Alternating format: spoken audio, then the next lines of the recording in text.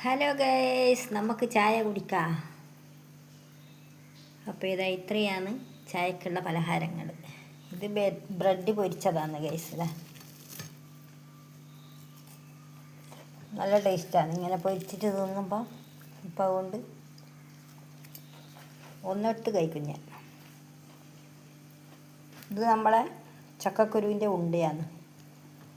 ഇത് കേക്ക്. ഇതിപ്പം ഞാൻ ബ്രെഡും മുട്ടയെല്ലാം വെച്ചിട്ടാക്കിയ സ്നാക്സ്. ഇത്രയാണുള്ളത്. എല്ലാവർക്കും ഇഷ്ടപ്പെട്ടോ എൻ്റെ ചായയും പലഹാരവും? ഇതാണ് എൻ്റെ ചായേൻ്റെ കടികൾ. ഏത് വേണ്ടിയെങ്കിലും എടുക്കാം.